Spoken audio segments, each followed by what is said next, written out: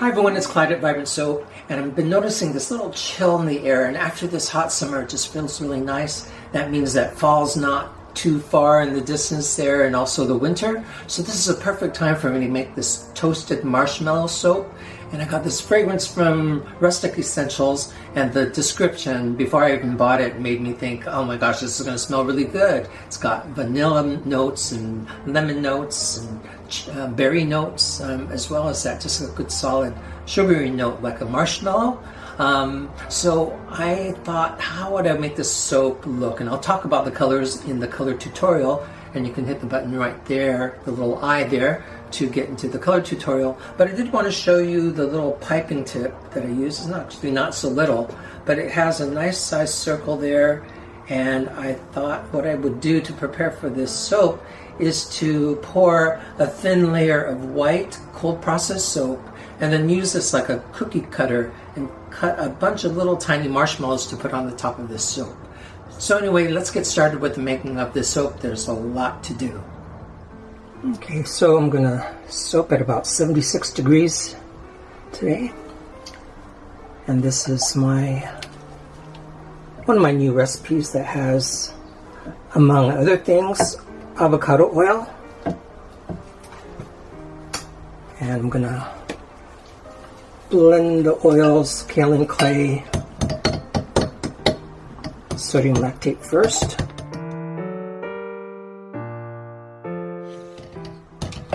That looks nice and creamy already. Then I'm going to add my lye.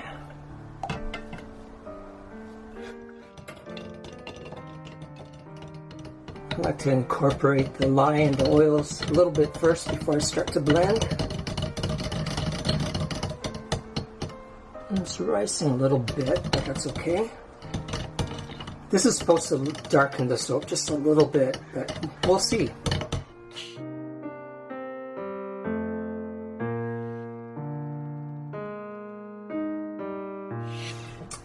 Okay, that is emulsified, and I'm going to, I want some pure color. The rest of the colors are going to have white in it.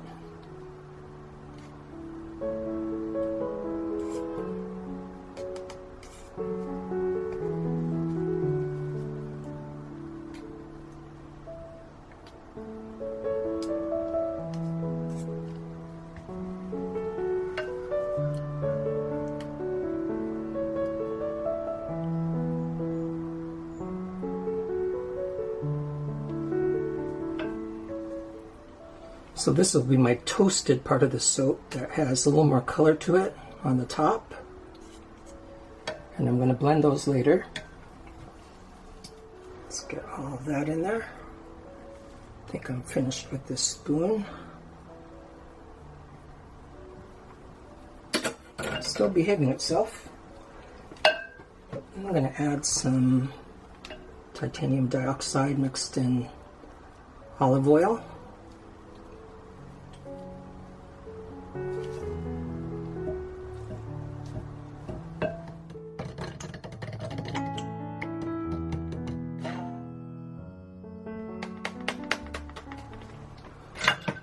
Certain steps that I had to remember to do. Now I want to get this white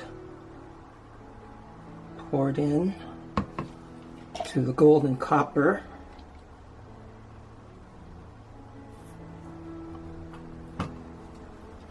And I want some in here too. Okay, so the idea is to have some subtle versions of this color in the bottom, and the more intense versions without the white on the top.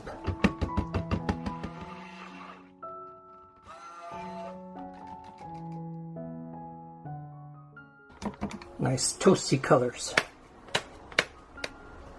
Okay, so I am going to actually use this bowl to do an in the pot swirl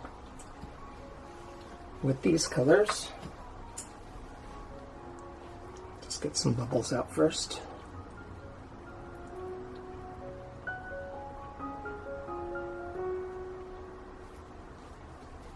It's a nice color.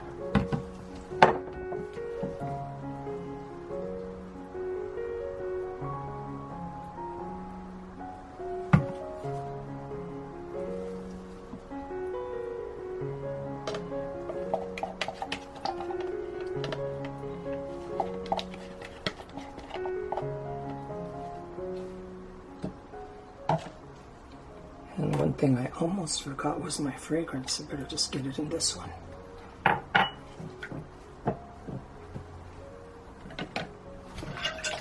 Oopsie.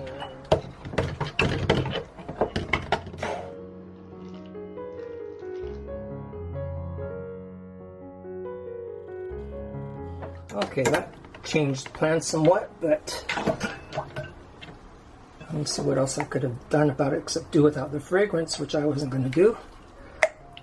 So, show you how I improvise again.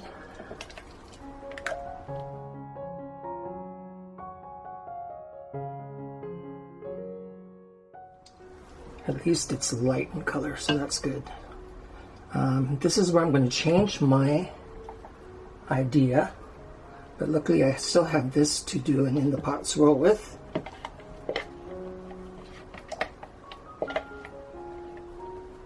Keep some of that. I can stir that up more because the colors won't muddy. I was going to save this white, but I'm going to add some more lightness back into this mix.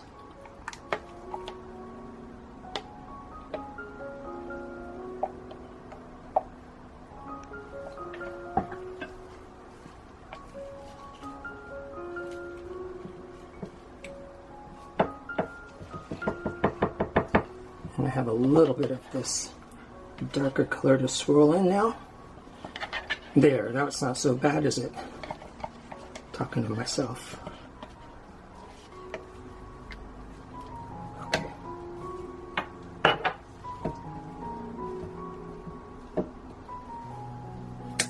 Let's get that in the mold. This is my tall and skinny mold. I haven't used it in a while.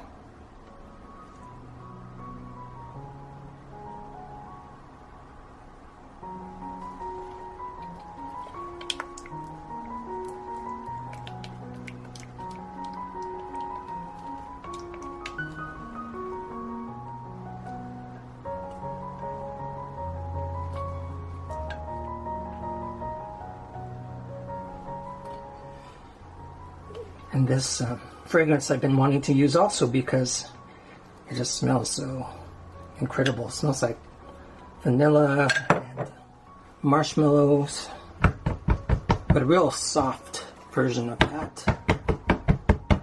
Not super sweet. I'm gonna dirty fewer dishes by using the bowl I just poured from, because I need a broader bowl than this to do a more intense in the pot swirl for the top. So this white will integrate the top with the bottom somewhat, and the colors, the pure colors that I put into this are going to be more intense versions of what I poured in the bottom part.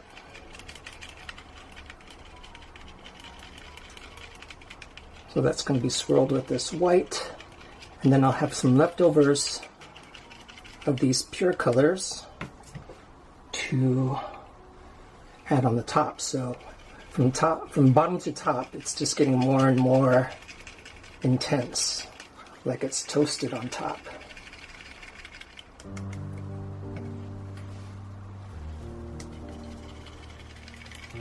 This is my gold mica. And finally, the toastiest color is this brown.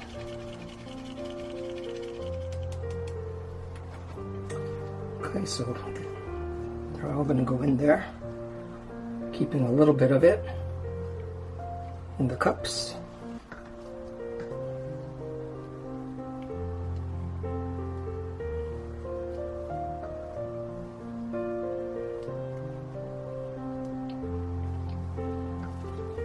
Stir that up.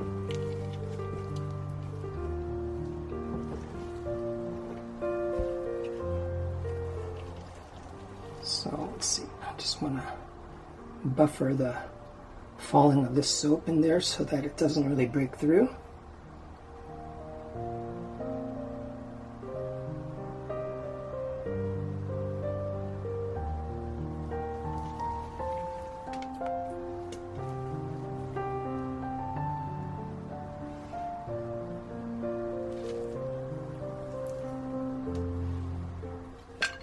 Okay, so I'm going to start with this dark brown first.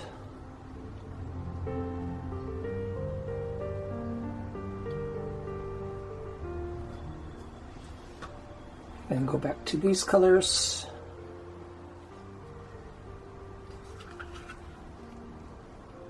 Starting with the lightest.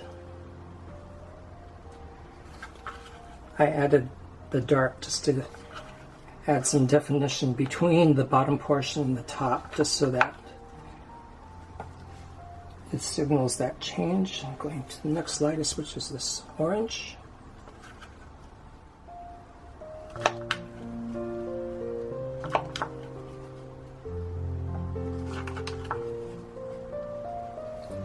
Copper.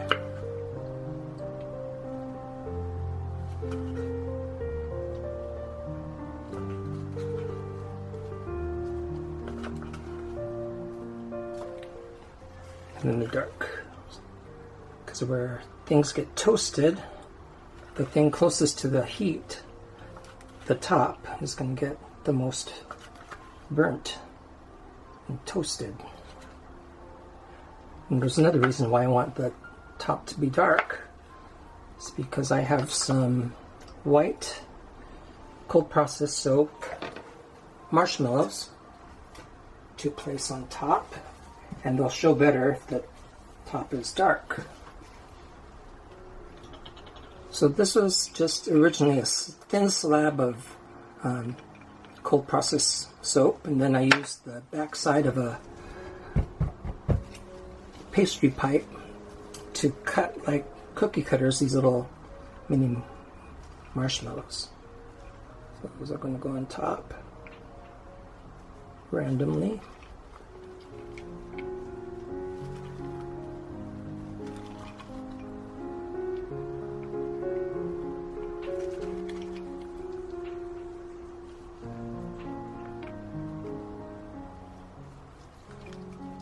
They look like little mini marshmallows.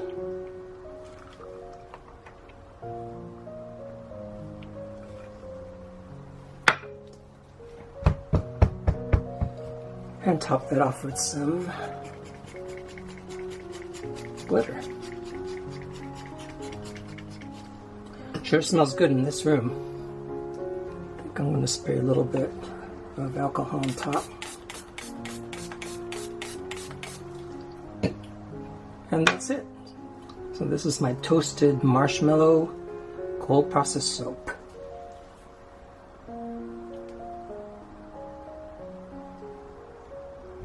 And hang around for the cut.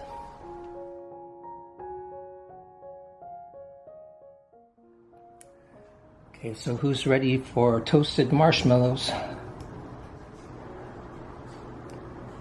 Let's see what this turned out to look like. And this is from the tall and skinny mold. It smells awesome.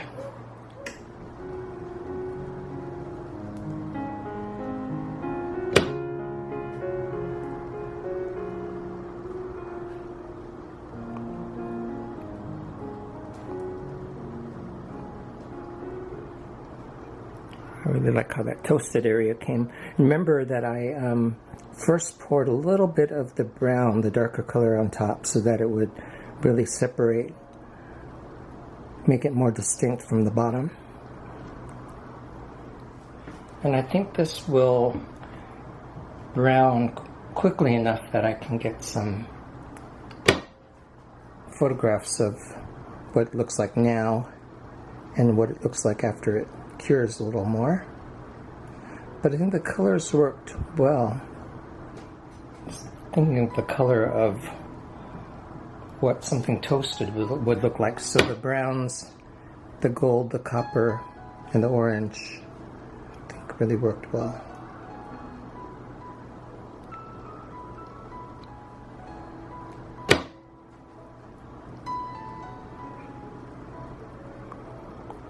You can see the metallic gold right in there too.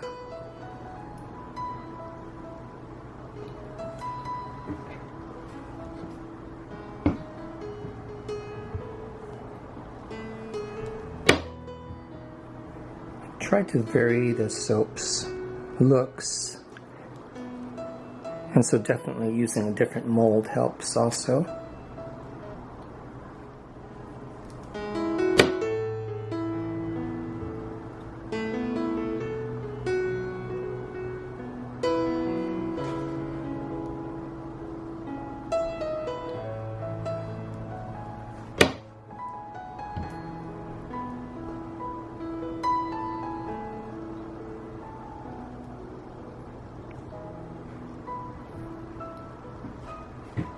Thanks for watching, everyone.